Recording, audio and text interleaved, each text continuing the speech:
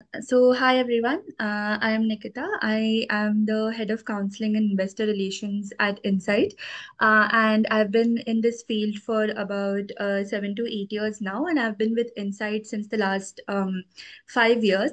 And as part of our services at Insight, counseling is a relatively newer service, as in it's 1 or 2 years old as compared to our other services. But we are constantly trying to see what our parent community at that we have as part of Insights needs, and we try to tailor our counseling services accordingly based on what are the recent issues that children are having. So, since one of the common issues that children are having are, being glued to their screen or being too dependent on their screen, so that's why we had brought in our Disconnect program, and the Raising Screen-Free Adults is one of our, you know, it's one of the things that we are trying to do as part of the Disconnect program to see how we can consciously raise screen-free adults, how we as adults also can be more screen-free. So this today's topic is around that, and it's to understand what's going on with our children more than what is going wrong. Because often when we talk about screen addiction, a lot of emphasis is going on, what is going wrong, and this is not happening. I'm not sure what to do. So it's more about understanding what's going on and what can we practically do to bring back the balance at home without any shouting, without begging, or without any power struggles. Because when it comes to screen time, there's a lot of power struggles that families face, especially parents face with their children, right? So we'll emphasize on that, and we'll collectively see how we can raise more consciously screen-free adults, right? Okay. I hope all of you can see my screen. Can one of you just confirm if you can see my screen? Yes, we can hear.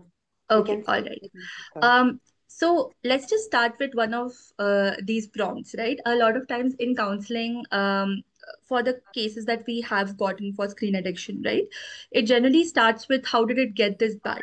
Even sometimes, some of the cases that we have gotten, if they are not directly related to screen free or screen conscious parenting, it's sometimes like some of the habits are linked to it. Sometimes some of the habits are linked to the screen, and because of that, a lot of the components like education or maybe eating or sleeping or even getting up in school, right? A lot of times those all things are affected, and these are some of the things that we discuss. And a common theme around it is, how did it get this bad?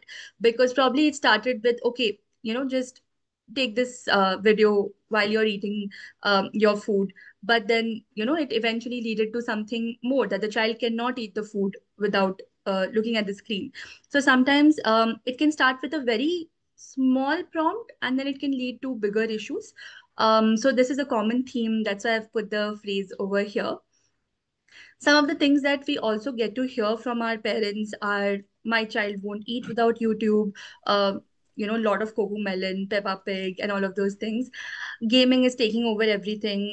Sometimes gaming takes over the connection that you have with your kids. It could be that they started gaming with, just one game, and now they're addicted to the series of the games that they have. And I miss my child even when we are in the same room, we are disconnected. Sometimes we've also heard back from parents saying that the images on the screen are so strong, even if they're trying to talk to their child about something that's important or something that they think they want to connect with or talk about, the child just doesn't respond to them. And this and art cases we have seen, it's across all ages. It's not like it's for a teenager or for a specific age group. Sometimes even as young as 5 to 6 years old kids, right? We have seen that this has happened. So sometimes that's overall for all of the ages. um, Now, move. One of the things is why screen addiction happens. So a lot of you already know about the various aspects that goes into it, but I have categorized it into three aspects, right? One of the things is, first, it's important for us to understand why are screens so addictive, right? In my opinion, parents cannot compete with the screens. The screens have such powerful images. Some If you have heard about how Cocomelon tests their cartoons out, they actually test their cartoons out by keeping the child watching the Cocomelon, and the scenes where the child is looking away from the screens, those scenes are either deleted or they are made more powerful by adding more elements, more noises, or more visuals to help the child, keep watching the that cartoon. So how do you come that, and that there's a huge team that goes behind it. Same goes for other cartoons which are which are said to be less addictive, like Peppa Pig and other things. And gaming also, there are huge visual audio teams that goes behind it to make the visuals more and more powerful, which is something on an everyday parent cannot compete with that, right? So even if you are trying to connect with your child, the visuals are so powerful that it is addictive for the child, and there is nothing that after a point that the parents can do about it. um so it's not just it can't be seen as your fault, it can't be seen as your child's fault either, right? Because it takes just one or two powerful visuals for them to get addicted to it, right? So sometimes this is something that we can't deem it as like a parent's fault or a child's fault. It's a collective effect that's happening overall, which is leading to screen addictions, right? It's not just a one person issue, it's a more of a overall societal issue that is happening. Second point is, many apps and games, like I just discussed, they are designed to keep the children hooked, right? Just like junk food. There are a lot of studies that is there, right, about something like Maggie. Even to sell Maggie, the visuals that are there, right, they're so empowering. Just from one ad, your child will know what a Maggie is, even if you yourself have not introduced what Maggie is to the child. So some of these things, some of these visuals or apps or videos are, they are made to feel good, right? So if you know about dopamine, dopamine is the part of your, is the chemical in your brain that is supposed to make you feel good, right? When you exercise, there is a release of dopamine and you feel good. That's why it's recommended that you exercise, and even a little bit of walk or something like that can make you can release the dopamine, right? So even screen, like watching the screen, something like that also can release dopamine, right? And that makes them keep feeling good, and that hits the brain and that releases the dopamine. So now brain doesn't differentiate between what is healthy dopamine and what's coming out of a screen. So which is why that's another brain related mechanism that keeps the loop going for the kids, right? So again, this is something that is very that's something that we can't really say that it's happening consciously. This is something that's an unconscious mechanism that's happening in their brains, right? Like maybe a particular TV series is helping them feel good, and therefore keeping them hooked to that particular thing. And kids are also human too, right? They also feel bored, they also feel lonely, tired, and anxious.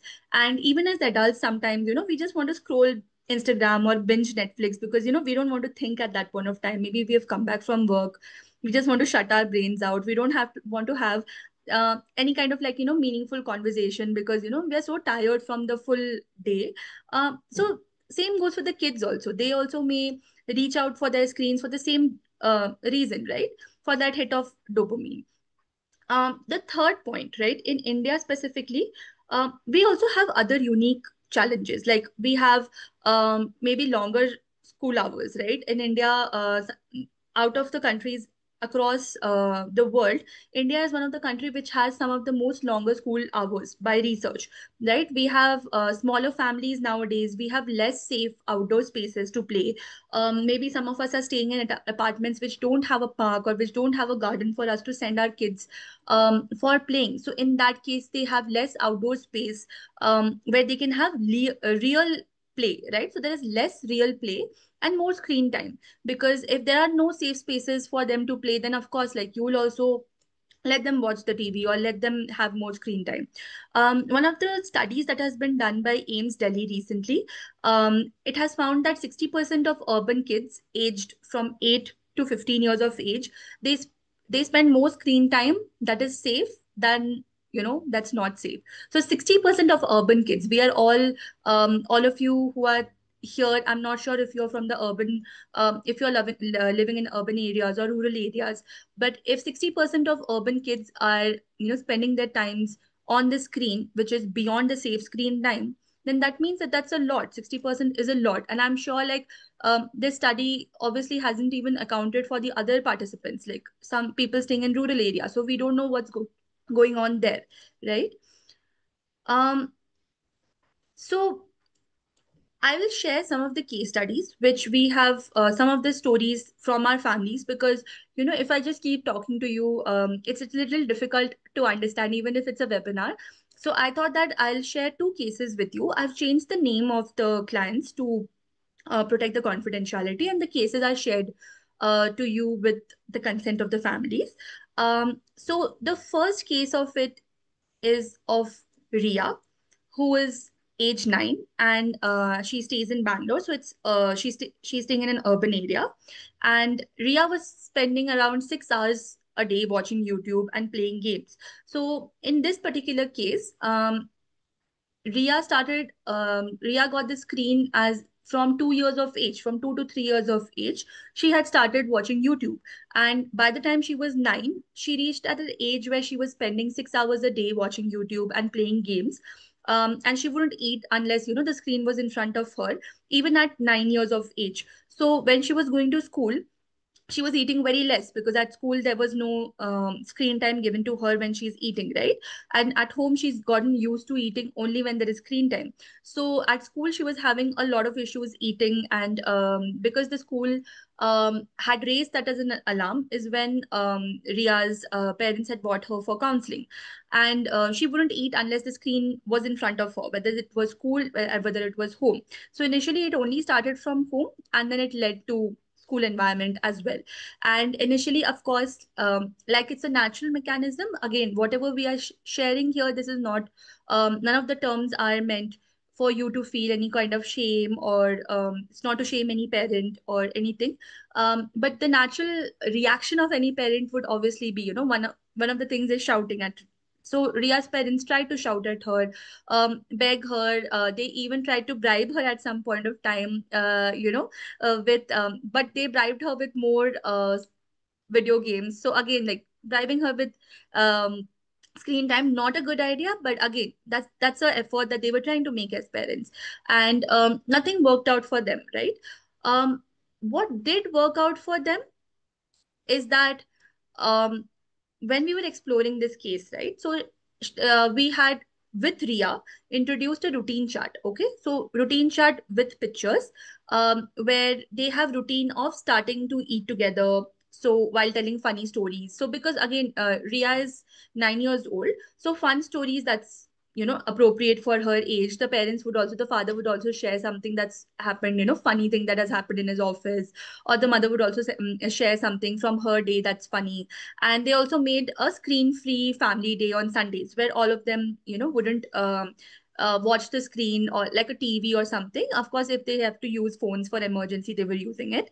And eventually Ria went back to drawing, playing with neighbors again. So she, in this case, the child had also stopped going down for playing, because she was so addicted to the, YouTube and everything. So she, after coming back from school, she would continuously be on the screen, and then again sleeping. So there will be nothing in between that's a break for the child.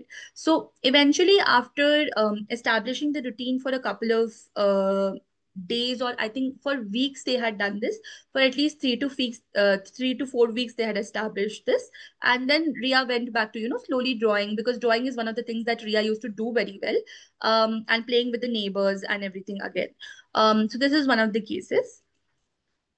The next case is of a child who is slightly older. Ishan was 15 years old. Again, Ishan's name is changed for protecting in confidentiality reasons.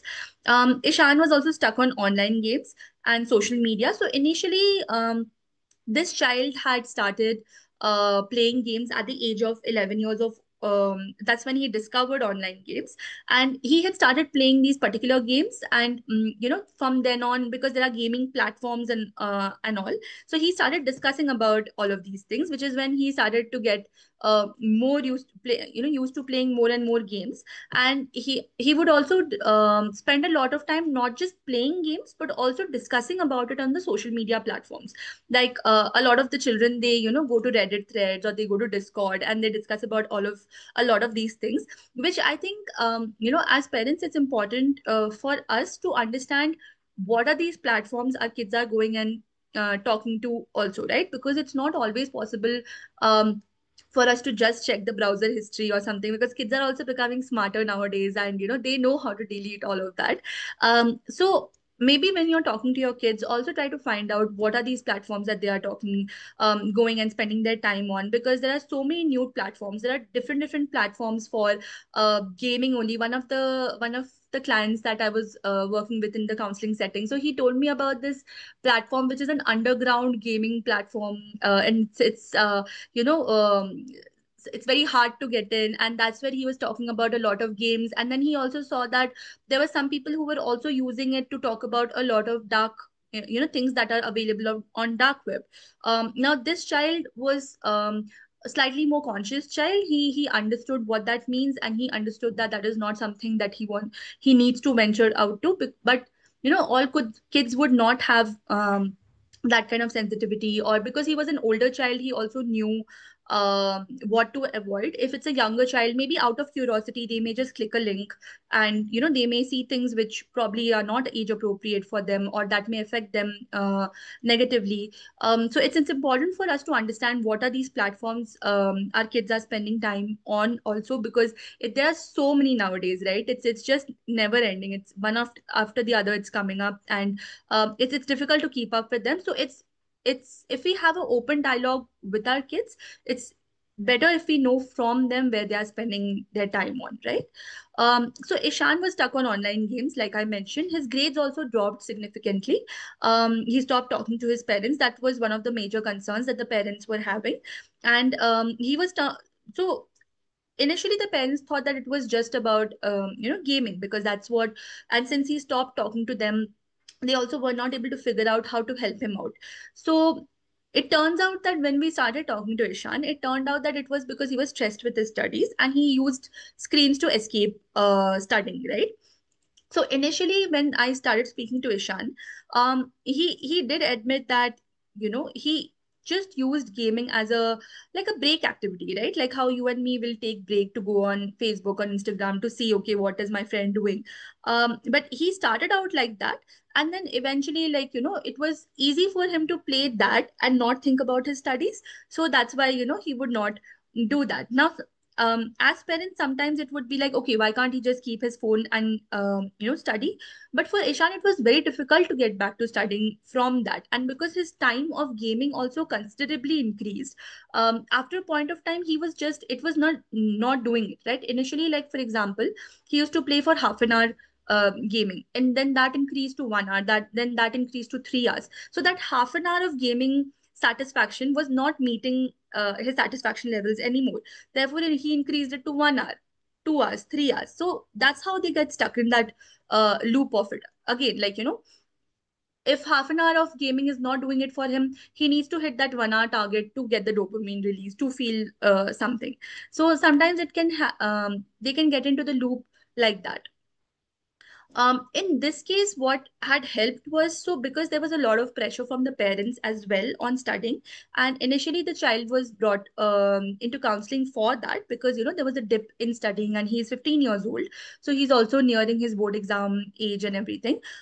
So initially the concern was that. So what we found out, and because Ishan was old enough for us to consult with him and find out what works for him and not, so they decided to give him a break during summer. So he also used to go to a lot of tuition classes back to back, which was again not leaving him any time for himself to self study. And they decided to give him a break from that during summer. So they didn't force him to do it. Yeah, they didn't force him to go for that, and they just left it at an open conversation. So when I mean an open conversation, they spoke to Ishan to figure this out. This is a step that the parents and Ishan, they figured it out at home, what would work best for him. And they also did cycling project together. So there was a cycling project in their city that had been going on for that summer by one of the organizations. So they Ishan and his I think they enrolled Ishan and his sibling there, because that is something Ishan was looking forward to. So they did that cycling project together. So all, like Ishan, his sibling, and the mother and the father. And so instead of gaming, so like that 1 hour for cycling project or 2 hours for cycling project, Ishan also showed an interest in joining the coding club. So instead of sending him, so they gave him break for the 2 months of the summer break, and they enrolled him for coding club, where a lot of these changes brought a change in his mood, and his sleep also eventually improved, because he was gaming till about 2 3 o'clock in the morning. So which is why his sleep pattern was also very very badly disturbed. So they reconnected as a family. That's the key takeaway from this case, right? Because through by the end of the exploration of the case, right, what Ishan eventually realized is that the parents are not just forcing their ideas on him; they are also taking him accountable as a person of his family, taking his opinions in consideration. And that is something that helped him open up to his parents again. So that's one of the cases that I wanted to share with you. Okay. The next segment of it is how screens affect children by age, right? So it's important for parents to realize that screen time can affect different age group differently, right? So this is something that sometimes when we talk about screen usage, we don't understand how it affects different age groups, and we tend to bracket the screen time together, which is why some of the interventions or how you are talking about the screen time to your children may not be working out, because um, what is going wrong probably may not be the same across the different age groups, right? So from the ages of 5 to 17, I've taken 5 to 17 because our focus of the workshop today was from 5 to 17. There's of course issues of screen time below 5 years of age as well. A lot of you know that doctors recommend no screen time for children under 2 years of age, right? So this is not to say that under 5 years of age there is no issues with screen time. I've just taken 5 to 17 because the focus of our discussion was from 5 to 17 today, right? So from 5 to 17, if you see, there is some of the people, they have a lot of, some of the children, they may have a lot of troubles focusing. So focusing in the sense that they may have when you are asking them to do something by instruction, right? Okay, go keep the class there. Can you get me a plate? Can you open your book? So they may have trouble focusing in these small elements of everyday routine as well, if there is a lot of dependence on screen time. And sometimes what parents say, that they have to say something multiple times for to get the child's focus, right? So sometimes trouble focusing can look you can find that out in the daily activity as well. Sometimes screen times have also led to delayed speech. There is a lot of research on this, and this is something that if some of you are interested, I can send you the resources as well. Delayed speech, there has been a lot of resources as to, like, if the children have access to screen time before this 5 years of age, like because that is the crucial developmental milestone age. So there's a lot of delayed speech that is seen generally, and tantrums when the screen is removed, sorry. So this is something I'm sure you already know as parents, and you might have experienced, some of you may have experienced, that there are tantrums when the screen is removed.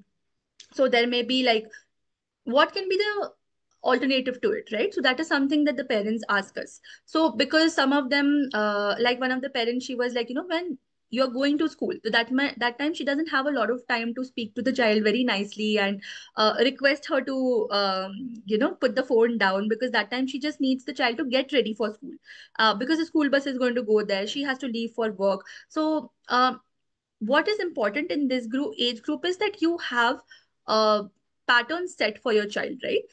If you're taking the screen away from the child, you give a heads up to the child rather than taking the screen away directly from the child. You can do a lot of sensory play, share stories with them with actions and gestures, because that has improved a lot of screens, stories with actions and gestures.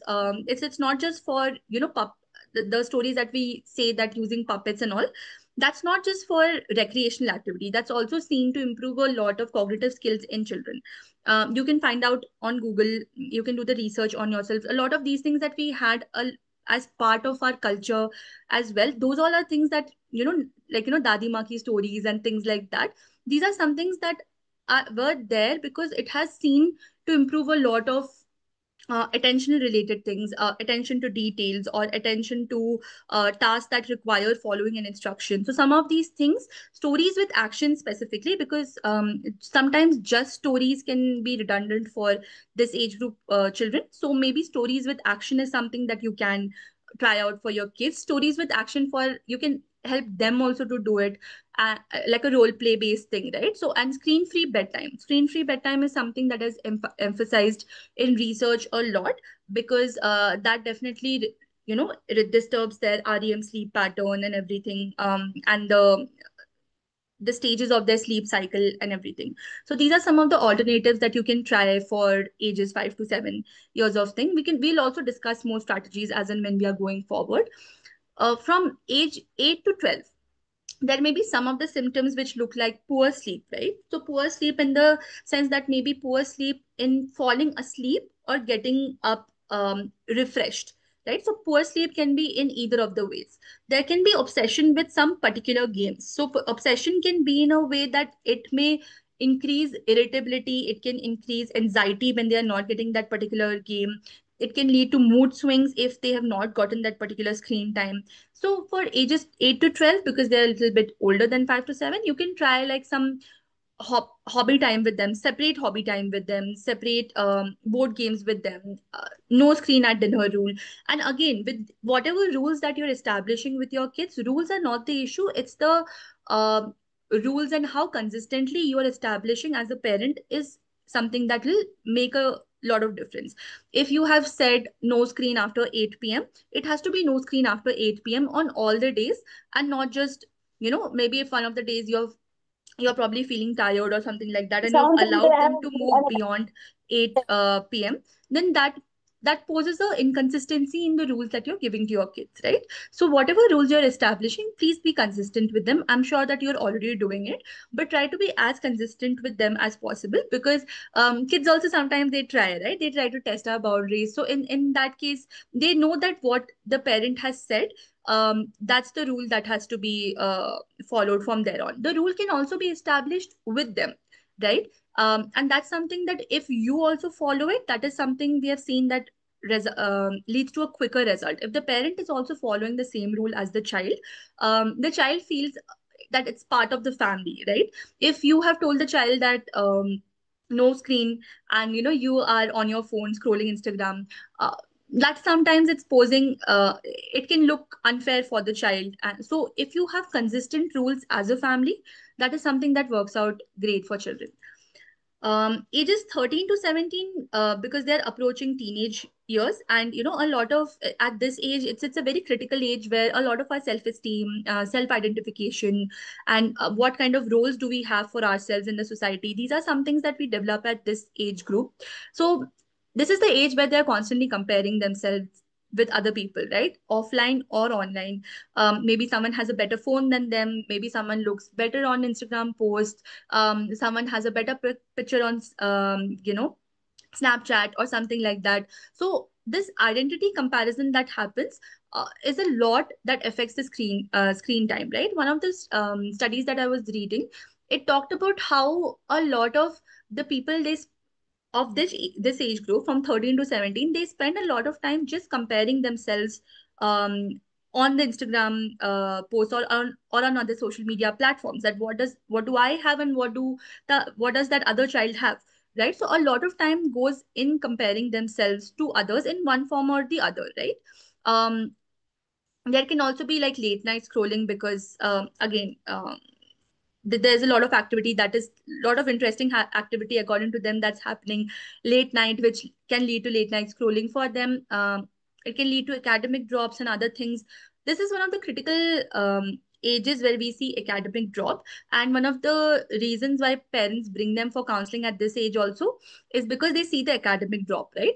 Now, again, it's important for you to be aware of the academic drop, but it's important for us to find out what is the root cause behind it also. Sometimes the parents bring them to counseling only because there has been this academic drop, and not they have not seen the red flags which has happened before this, right? So sometimes if you are more conscious about the signs that the children are showing from previous ages itself, it may help you out in the later stages to manage their behavior much better. So because 13 to 17 is not a age who takes no or setting rules very well, and they may have their own ideas about how the world functions. And sometimes, in 13 to 17 age, we talk about personal fable in psychology, right? So they are the main character of the story. So for them, what they are saying is right, and what parents are saying is, parents or anybody for that matter, it's wrong, and they know the best for themselves. So sometimes making the agreements for them on their behalf may not work out for you very well. Maybe you can try making digital agreements with them, right? And you can have other volunteering interest club activities, like again, like the case that I had shared you, where the child had explored cycling club and coding club. This is something that the child came up by himself, and that made a huge difference for him, right? Eventually, in the case as we progressed further. So for this age group, the strategy needs to be a little different, because definitely they are a lot more smarter here. Okay. um Before we move on to the practical tools, is there any question that any of you have, or are we on the same page? Can I continue ahead?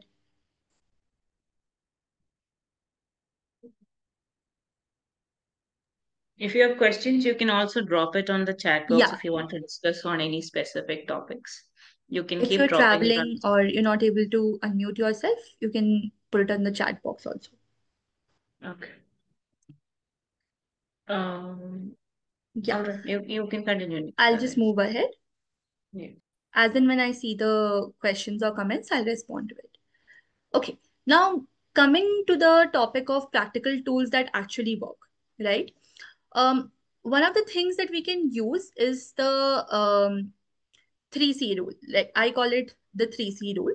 So it's important for you to understand what is the context, right? One of the first C's is what is the context, what is the content, and who is the child, right? Now, first thing, what is the content? What is the content that they are addicted to? When we are talking about screen addiction, it's important for us to understand where is the addiction coming from. Is it that they are addicted to Instagram? Is it that they're addicted to WhatsApp? Is it that they're addicted to Discord, right?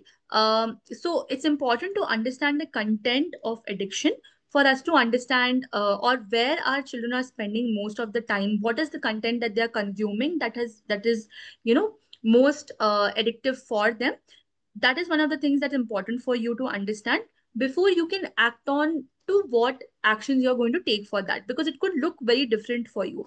Someone, for example, if someone is spending their time on Instagram because she's worried about how she looks, or they have and that is leading to, for example, they're comparing themselves to models, or they're comparing themselves to other people who have very less body weight or body fat, and that they are that's leading to them eating less, and that can eventually lead to a potential eating disorder or something like that. Then the solution there cannot be taking away the phone, right? So that is why it's important to understand the content there. In a lot of eating disorder cases that we have seen, right?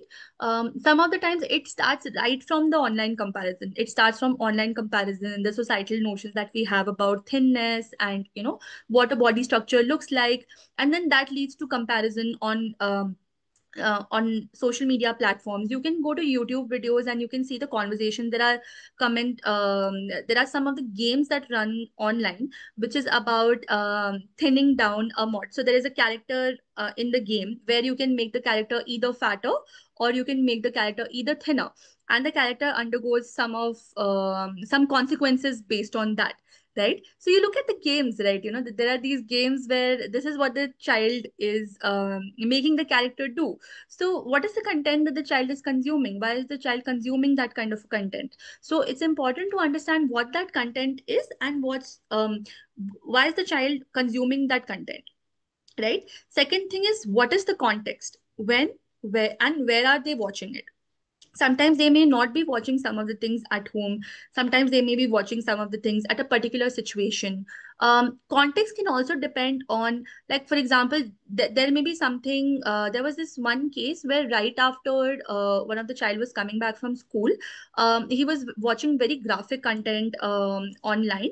And later we found out that it was because when he was coming back and he was getting bullied in the bus, and he would be really angry about it, and he would watch the graphic content to make himself feel better, and then eventually that became a pattern, and that led to him watching more and more gruesome things. So what is the context can also mean that when are they watching it? Did something happen and therefore they were watching it? Are they watching it at particular times? Are they more stressed at that point of time? And where are they watching it, right? If they're not watching it at your house, where are they watching it? Are they watching it on their laptop, phone? Because there are different apps and different things available on different devices as well, right? So where are they watching it? So where, when, and where is important for you to understand. And who is the child, right? So now when I say who is the child, I don't mean that you don't know your child. What I mean is that some of the kids are more sensitive to screen time than others, right? So it's not helpful for us to compare them to other kids of their age group, that this other child is not doing it, why are you doing it? Some of the times it's they are wired to it like that they are watching more sensitive content than other children of the same age group. So who is the child, and is are they watching age appropriate content as well? This is something that will help you understand that. So what is the content, what is the context, and who is the child? Even if all of your parents, for it can apply to your child itself. If you're looking out, if your teachers, educators, psychologists, this is something that you can keep in mind, the 3C rule, to understand this in uh, your uh, your context, right? Okay. Before we move ahead, there's a comment by Manjula, watching Chota Bheem, Little Singam, and horror movies. Um, my son is 15 years with Down syndrome. Whenever he sees the movie trailer, he wants to watch it immediately, especially his favorite hero swim. Okay, so in that case, then that is her. Thank you for sharing it, Manjula. So in that case, this is a good example of what is the context of the child, right? So he wants to watch the new movies, especially when it's his favorite. That's so the trigger is the favorite hero, and he wants to watch that movie. So again, necessarily, this is not a bad thing. This is just for something for you to understand when it is bordering towards the screen, over screen usage, or when it's bordering towards more of something that is leading to them getting dysregulated because of the screen time. Yeah. Okay. The second thing we can do is making, this is something we had shared, and this works very well for 8+ years children, making digital agreement, right? So sit with your child and create the rules together. This is something we emphasize when we have cases in counseling as well related to screen time, creating it together, because it has to be co-regulated, right? You as parent, if you are reacting when the child is using screen time and your child is not regulated at that point of time, for example, the child is very anxious or the child is very angry, us asking the child just to calm down will not help, right? I'm sure you know in your context that it has not helped for you. Co-regulation or co-strategies only work when both of the people are at equal level. If I am calm and you are shouting at me, if I'm telling you to, okay, take deep breath, it's not going to work out for you. I cannot make you feel calmer at that point, right at that point of time. So co-regulation will only work when both the parent and the child is regulated, and then you make the agreements together. sometimes one of the errors or one of the issues happens is when the agreement is made during heightened times of discussion, when you are scolding the child or the child is reacting a lot that I don't want to watch, I don't want to give the TV remote back. During escalation times, agreements cannot be made. Agreements have to be made prior, and both the parties have to stick to the agreement. You have to stick to the agreement and the child has to stick to the agreement. And if the child is not sticking to the agreement, your consequences cannot be deferred in deferring situations, right?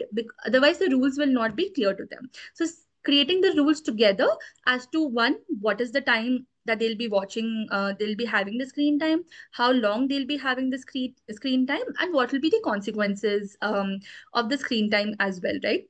One of the parents that we work with at Insight. So last time that when we were having a disconnect club activity, she was sharing that her child now has become a very big ambassador of disconnect, and he will come and tell her to, if she's exceeding the screen time, she will come and he will come and tell her that, Mama, you are exceeding the screen time and you're not following the rules. And this can happen, and rule making and agreement can happen for all kids, whether it's a neurotypical child or a neurodivergent child, right? So this is something that we can have if it's co-regulated and created together. This is something that works for all level kids. I've written 8+ here because sometimes, like for younger kids also, it's not that you can't include your kids in the decision making. Maybe they need more prompts to tell you to create the rules together. Okay. Razina has written in the comment that effect of ASMR videos, eating and slime videos on repeat mode. 13-year-old boy on the spectrum, currently given as a timed screen activity. Yes, Razina, I also want to tell you that there is actually a study done on this. So not exactly on ASMR videos, but the videos based on the frequency of the music frequency that is recommended. Sometimes some people say that it calms children with autism down. So there is actually a study that has been done. It's a longitudinal study, means that it's still ongoing, done for them, which has shown that these 3-hour YouTube videos, where the video is on the loop, right, that has led to a lot of screen time addiction and a lot of deregulation. So what the video was supposed to do was calm the child down, but what that video was ultimately ended up doing is making the child feel nervous as soon as the video is gone, right? So there's actually a study being done to see the long time effect of these kind of videos, and they definitely are doing a good job if you have given it as a timed screen time. That's really a good approach that you're taking, and I hope that's working out well for you. Timed screen time is something that is definitely recommended for parents when it comes to YouTube screens as well. If some of the gadgets, you can also use screen time in your gadget setting as well. The screen time settings that are there for in that, so where it will shut off immediately in case you are doing some work and you cannot come in third. For example, you have given 15 minutes for the screen time, right? And maybe you have to go and join an office meeting or something, and you cannot come and shut that off. So then that goes into the loop, and the child will not always switch it off, right? So you can have those screen time settings as part of your devices so that it can automatically shut it off after the 15 minutes. And then your rule is also established and your work is also not disturbed in that. Okay. The third one is set screen-free zones. Yeah, this is something that's very important for us to emphasize at homes. It's also applicable for yourself, right? Setting screen-free zones can really help us also to have a downtime, not just for our kids. So no screens at the dining table or bedroom or 1 hour before the bed, whatever works for your family structure. Again, people have different family structures. Some people live in joint families, some people live in nuclear families, or the space in your house, it could look very different. So not one there's no one rule that fits all, but whatever works for your family structure, set a screen free zone, right? Even if it is like, okay, when we are sitting in the dining room, we are not going to use the phone, or when we are going to the bed 1 hour before that, we are not going to use. Or okay, once we come back from the school bus, that 30 minutes we'll not see the screen. So whatever works for your family and what works for your structure will look very different. What works for my family will not be necessarily what works for you. So whatever works for your family structure, please have screen-free zones in your houses accordingly. Right. The fourth thing is you can try a visual routine chart, right? This can work very well for children from 5 to 12 years of age. It There are also people who use visual routines as adults as well. I use visual routines as adult, right? And it really helps me sometimes. It's I make it in my digital planner and things like that. So because it works out for me, and I had started it as a habit because I was helping to make visual routines for my kids, right? For my clients. So I had to practice making it. So then I eventually developed it as part of something I do for myself as well. So this works very well for anywhere between 5 to 12 years of age.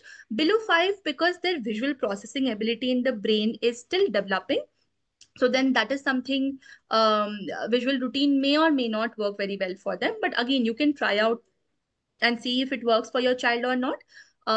So you can make fun charts that includes, their play routine or their study routine, rest routine. And you can also do habit stacking, like the image that I have given on the right hand side. So habit stacking for kids, right? So, okay, on Saturday, 2 o'clock you clean up, and then 3 o'clock you can watch YouTube for 30 minutes, and then there is a 30-minute snack time, right? So whenever there is a habit stacking that you're doing for your kids, it's stacked, it's a stack, right? One after the other, like a ladder or a pile of books. It's one thing on top of the other.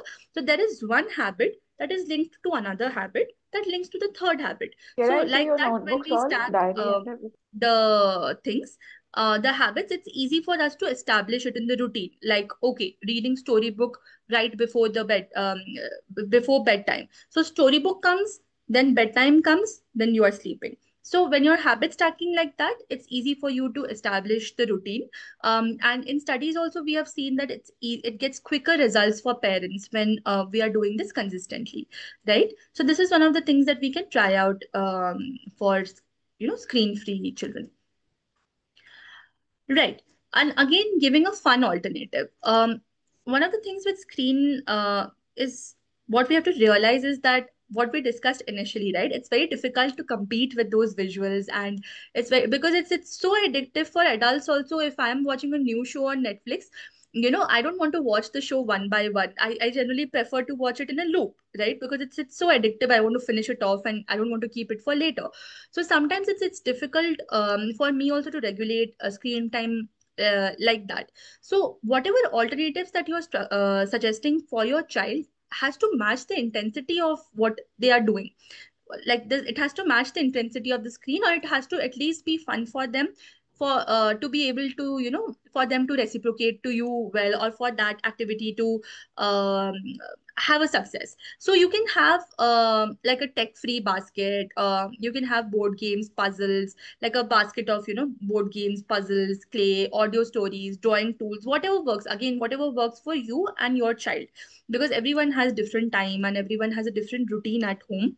So whatever alternatives you are suggesting to your child also has to match that intensity, and that is why we say that you take the help of your child in creating those alternatives, because then the children also, they feel empowered when they are doing that. Because if you are taking them as an active, like, you're taking their suggestions, so they also feel very good that their parents are involving them in taking their suggestions. So the fun alternative should match the intensity of what they were originally doing. Okay. Um, right. Uh, is there someone who's drawing on the screen? I'm not sure. There is some drawings on the screen. Okay. Shilpa, if you can remove them. I don't know who's drawing on your screen, There's some but blue drawing thing. Maybe it's done by mistake. Someone has done by mistake. it might have been accidental. You can Yeah, just yeah. remove it. Okay, fine. Yeah, no problem. Okay. So this is some of the now that we are towards the end of our webinar. This is some of these comments that we have jotted down from the parents about how they have reconnected with their children. Because when we were working out the research for how to make the disconnect club or how to form the parent communities, we were engaging with a lot of parents to understand what works for their kids and what doesn't, right?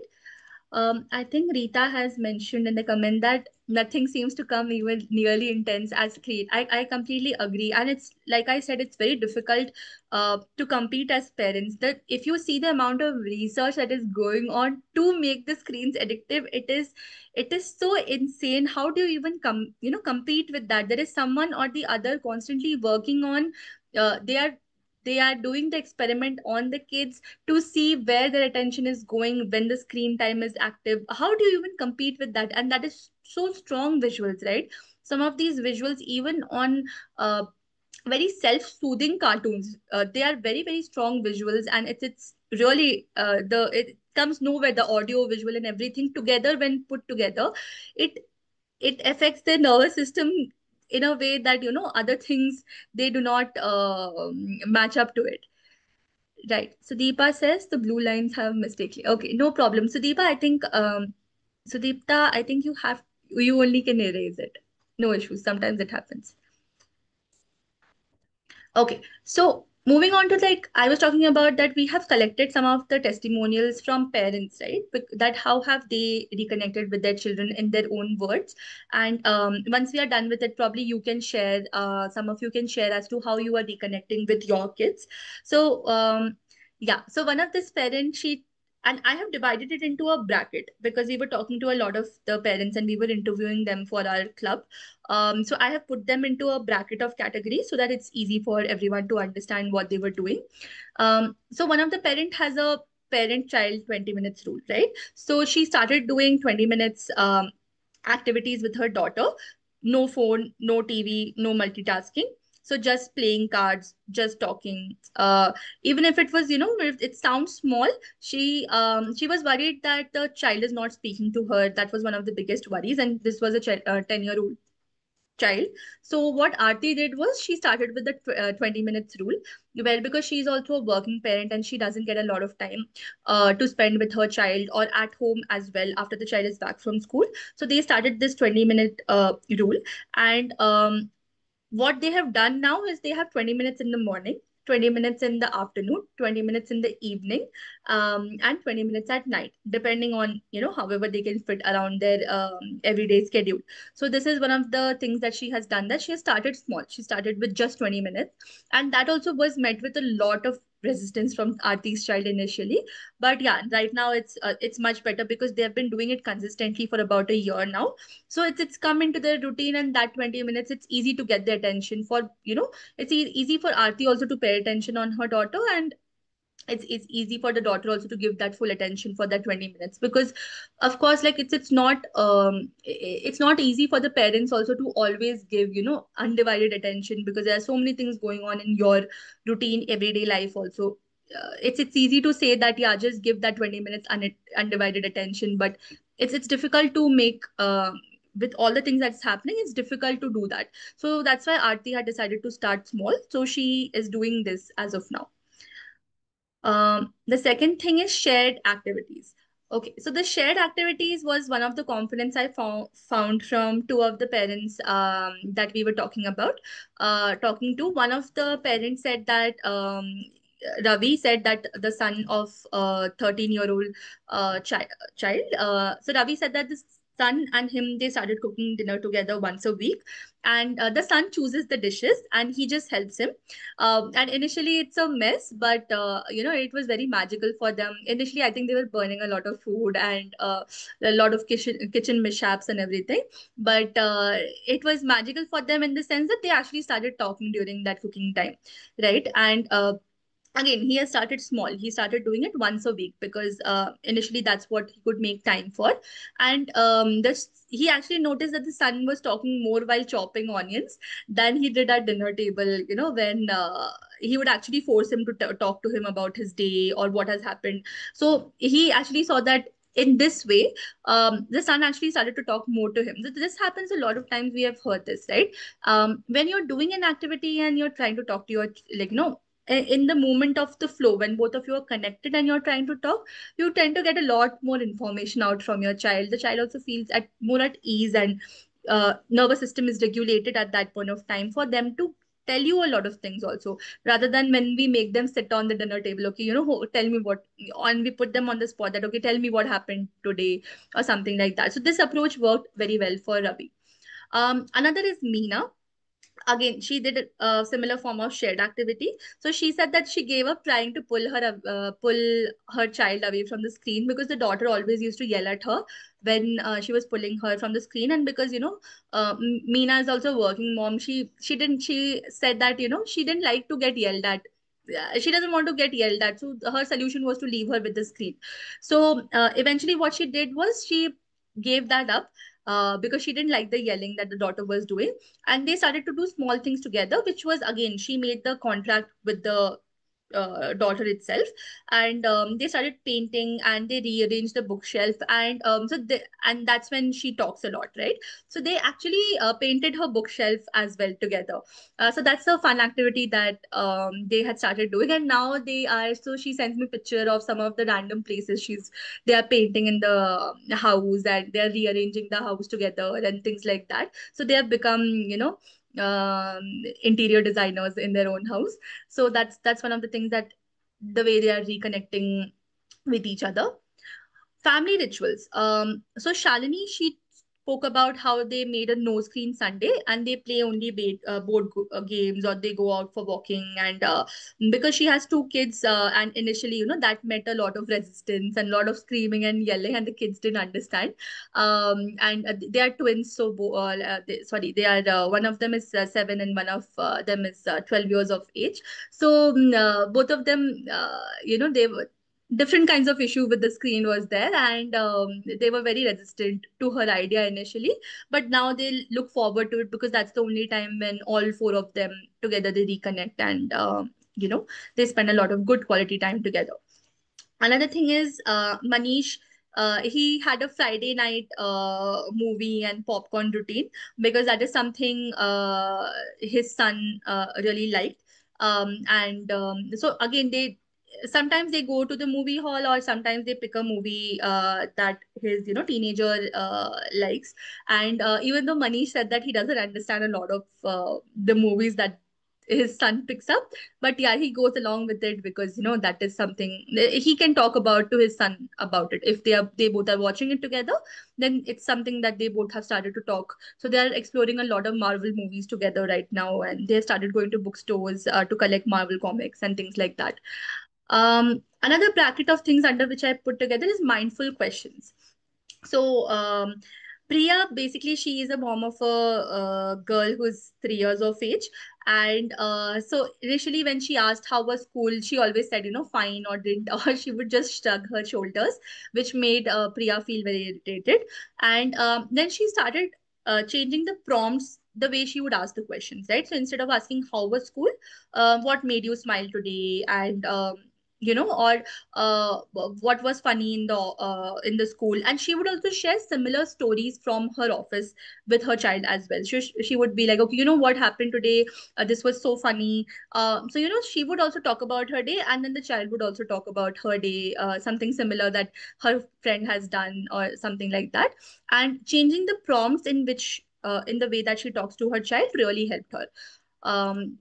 Another thing was Ritu, who's a parent of a child who's 6 years old.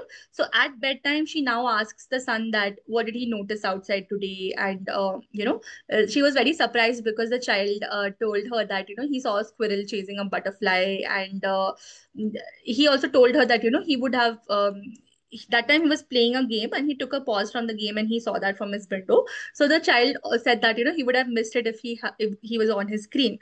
So some of these kind of prompts, Ritu also felt that was helping her connect with the child much better. And the child has also started now. Ritu says that the child comes and asks her, okay, did you see something when we went for swimming?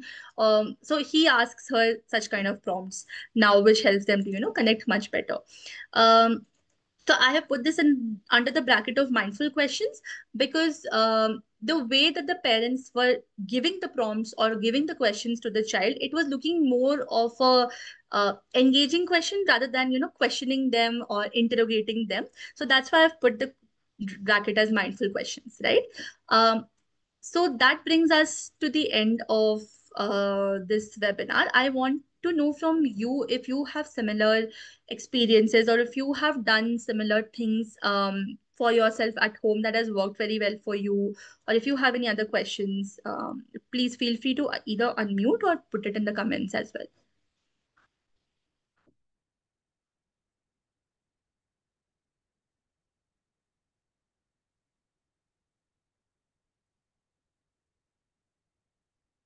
I already heard from Manjula, Razina, and Rita. Thank you so much for sharing your experiences. If you don't have questions, also if you would like to share your experiences, Yeah. we would love to hear from you, and kind of understand the problems that parents are facing with screen issues with children. So please think of this as an open forum of discussion.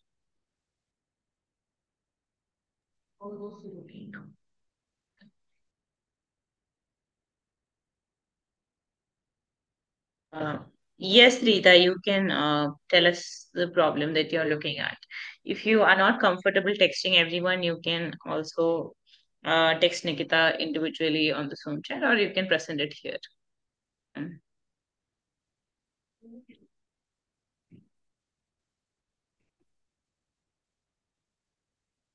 By the time Rita is, I think, typing the thing. So by the time Rita is typing, I'll also like to share with all of you. So as part of Insight, like I mentioned, this particular webinar is also part of our Disconnect program, right? Where we have a Disconnect club. Where we are trying to we have a similar group goal of raising screen-free adults, right, and a more conscious society where we also as adults are more screen free or conscious of our screen time and all. So if any of you would like to join our Disconnect Club, which is basically a parent community that we are building, where we are sharing a lot of tools and resources, which is free. So if you would like to join that, you can just let us know about it. And if there are specific issues that you are facing right now with respect to screen addiction, as part of our counseling, we also have a 20-minute counseling call that we are giving, which is free. So if you would like to connect with us, I will leave my number here, or you can also connect on the registration details that were there.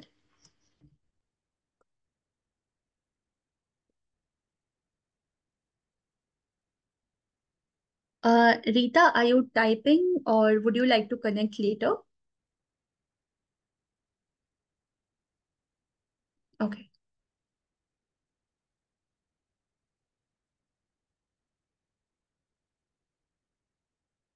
So Rita has written that my child is 10 and he's actually cooperative with strict timings. But the problem now is that he wants all devices to be included in the schedule every day. Like if it's 1 hour per day, 8 now is divided between TV, mobile, and iPad. Is now set to receive a Nintendo something.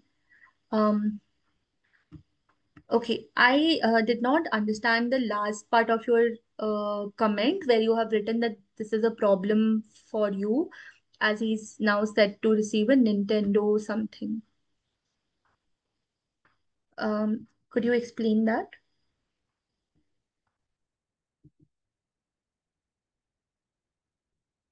I think her concern is that there will be now more devices and the screen time would remain more or less the same.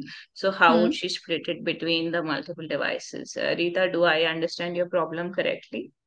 Hmm. Yeah. Okay, Yeah, so he's that is it. watching 20 minutes of, okay, got it. So he's watching 20 minutes on each of the devices, which is TV, mobile, iPad, and all of that. Okay, got it. So that's great if he is complying with your, strict times, strict routines and all already. So maybe, one of the things that sometimes it happens for, I'm not sure how old your child is, so sometimes it happens that device variety is like more fun for them, right? As children, rotating between different gadgets, it's like a different experience because even if they are playing the same game, it could look a little different on the laptop or so it's like one device has like different kinds of excitement for them. So it could, one of the reasons could be that. Another reason could be that, since he is a rule follower, he's also focusing on the fairness of the situation, right? That he did 20 minutes on the iPad, so he still has time for the mobile and things like that. And because he seems like, he's getting 10-year-old child, they are also more complex in their reasoning, so they are also testing their boundaries out for the parents, and not necessarily to be rebellious, but to understand how the rules are working out for him when it comes to you. So one of the things that you can do is shift from device time, since you are saying that you already have routine for it. So you can maybe gently introduce the idea of like a screen time as a overall thing, and not a device wise screen time. So like not about the gadget that you use, but how long you're on the screen time. Like you have the timer for the screen time, and no matter wherever he's shifting to it, that timer uh, is the same. So if you have 20 minutes for the screen time on overall, um, that 20 minutes is valid whether he's playing on iPad or whether he's playing on laptop. And when it's 20 minutes is over, that's when he has to give the screen time back, because it's ultimately, it's not about the gadget, right, that you are using. It's about how long you're on any screen, and all the screens are generally working the same way, right? So you can work on it accordingly. You can, if he's good with the timers and routines like you have said, then you can make a weekly screen budget chart also. Like for example, if you have screen time allotted for per week, like 7 hours if you have per week, so let him plan and allocate how he wants to spend it. Like if he wants to split it between TV, mobile, or Nintendo, and when the budget runs out, what is to be done, what will be done, like 7 hours is done, then what will be the consequences. So that will kind of allow him more autonomy within the structure you have established for him. So it's like a screen budget visual tracker. If you want an example or a copy of how the screen budget works, I can give you a PDF or a tracker that we have developed for one of the clients that I'm working with. So you can just drop me a message. I'll send you one example of how you can make that. You can also give him like screen free equivalents if they are not working out for you. That's fine. But like since he's already doing good with the preset rules, so before you get the Nintendo, also don't just give him. I would recommend that don't just give him the Nintendo without setting up the rules. You preset the rules before the new device, right? Because it's a new device again, then he may think that it's a different rule for this particular device. So like 3 days maximum on the week, or like on weekends, whatever works out for you and his structure. So screen time eventually does not, what we are trying to say is that screen time is not what is increasing. Screen time is the overall screen budget that he has, and whatever device he's using will be split within that screen time itself. So like we had spoken about the family tech agreement, right? So you can make it with him so that he also feels more involved in that. I hope it answers what you have asked. Please let me know if you need help with making the screen budget thing. I'll help you out with it. Gauri had mentioned that no screen time doesn't work much since most of the homework and classworks are being sent through devices. Through the But I will devices. like she's able to take her daughter shopping and riding, etc. But since they live at a joint family, she is opening the devices a lot while the parents are out of house. Mm. Mm. Okay. All right. Yeah, Gauri, that is one of the issues. Like, unfortunately, I have here, not the first one we have heard this issue from. A lot of the people who are staying in joint families, even though, it's really helped them out for bringing up the child.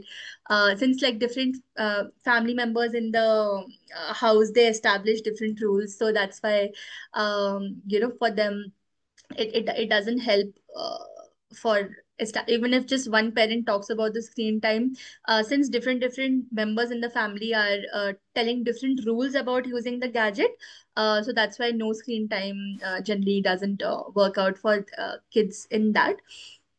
mm, One of the things we can do is, you can find out that like if there are some of the activities that you can build with her, which is like a very intentional bonding activity, but it's very low effort activity, right? Like just some of the things that inculcate more of like responsibilities in her, which is very smart and low. It's very low budget, or low budget in the sense that from effort point of view for her also, like you know just asking her to like go with you to get some groceries, or just some casual trip or something, casual trip as into the grocery, or just doing something with you when you are doing things around the house, and talking to her about what's the most fun part of her week, and ask her to share with you also. If you can have like a mother daughter day and things like that monthly, if you can have once in a day, month or something like that. It may be important for you to understand the content, and the context in this case. Like, is she using the screen to just add to her day or filling the time, or why is she using the screen in this case?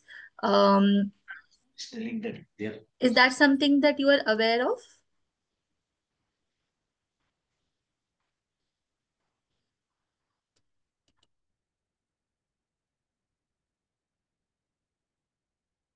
Like, when she, what I'm asking is, when you're in the house, is she using the screen as a mechanism to deal with something? Or why is she using it only? Because it seems very contextual, right? So in case she's using it just as a passing, like that you've mentioned that she's using it just as a passing out time, so then maybe you will have to introduce more, instead of just saying no, you probably may have to introduce more alternatives for her that can also be implemented by when you're not there.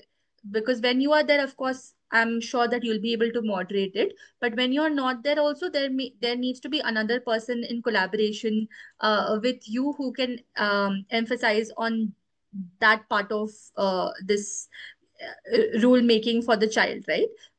That what are the other things that she can do instead of just watching the screen time. So um, she's watching it when you're not there, is what I'm understanding, right?